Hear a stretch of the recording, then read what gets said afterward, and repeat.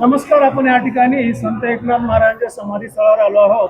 या ठिकाणी या मंदिरामध्ये, या अध्यात्म केंद्रामध्ये आपण एका दिंडीशी संवाद साधण्याचा प्रयत्न करू. ही दिंडी जी आहे ती श्री क्षेत्र चोपडा इथून आली आहे आणि ते पुढे पंढरपूरला जाणार आहेत.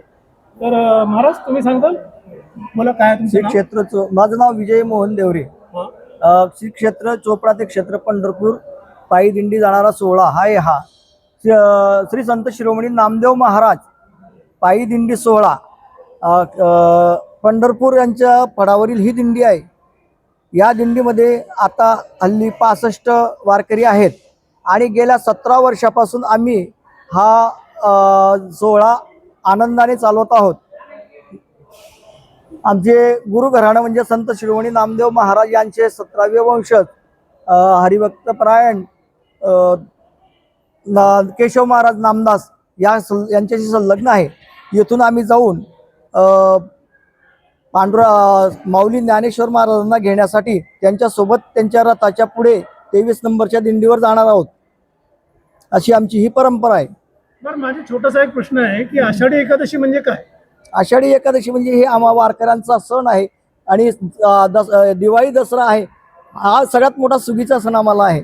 याने सगळे सोयरे वगैरे आम्हाला त्या ठिकाणी मिळतात. संतांच्या भेटी होतात. एकमेकांना आलिंगन देऊन आम्ही एकमेकाच्या पायापर्यंत आनंद आमचा द्विगुणित करतो. आणि असं काय की बुवा पंढरीचे वारकरी ते अधिकारी मोक्षाचे, एक प्रकारे मोक्ष साधण्याचा हा मार्ग आहे. पंढरी ही भूवैकुंठ आहे आणि महत्वाचं म्हणजे ही पेट आहे. या पेटीमध्ये जी जी इच्छा कराल ती अगणित पुण्य होते, पाप प्राप्त होते. म्हणून या ठिकाणी जोही येतो नटखट यावे शुद्ध होऊन जावे या चोखब्याच्या उक्तीप्रमाणे हा मोठा उत्सव आमच्यासाठी आहे. आषाढी कार्तिकी परमेश्वर सुद्धा सांगतात आम्हाला की आषाढी कार्तिक विष्णू नका मज सांगत असे गुज पांडुरंग आहे. आणि महत्वाचं म्हणजे आमच्या फळाची परंपरा आहे, देह जाओ अथवा राहो पांडुरंगी दृढ बाहो. या उक्तीप्रमाणे आम्ही या वारीशी संलग्न आहोत आणि आमची निष्ठा आहे गुरु घराणे आहे भक्ती केशव महाराज नामदास यांच्या परंपरेशी. कसं आहे माहिती का की आषाढी एकादशी म्हणजेच आपण त्याला काय म्हणतो माहिती का, विष्णूंची जे आहे, विष्णू म्हणजेच पांडुरंग, पांडुरंग म्हणजेच विठ्ठल. बरोबर आहे. चातुर्मास सुरू होतो इथे. बरोबर. चातुर्मास सुरू होतो. बरोबर. आषाढ पासून कार्तिक पर्यंत ते निद्रस्त होऊन जातात. बरोबर. त्यावेळेस मग महादेव शंकर त्यावेळेस जे आहे पूर्ण सृष्टीचा जो भार आहे ते संवादात, त्याचा कारकाळ जो आहे तो महादेव येतात आणि मग ते सर्व गोष्टी संवादात. पण 4 महिने जे आहेत शेषशाही विष्णू होतात है ना. त्याला काय म्हणतो आपण, कोणती एकादशी म्हणतो? शयनी एकादशी. हा, शयनी एकादशी. करेक्ट.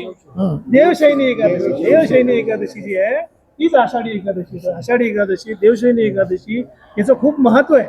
आपल्या संपूर्ण मध्ये आपण इतकं पायी चालणं म्हणजे काय, आपल्या सर्व शरीरातला थकवा ताण आपोआप निघून जातो आणि आपण तरोताजे होतो.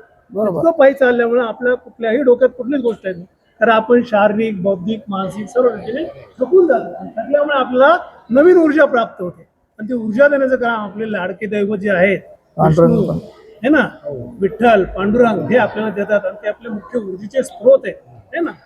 धन्यवाद. जय हरी विठ्ठल.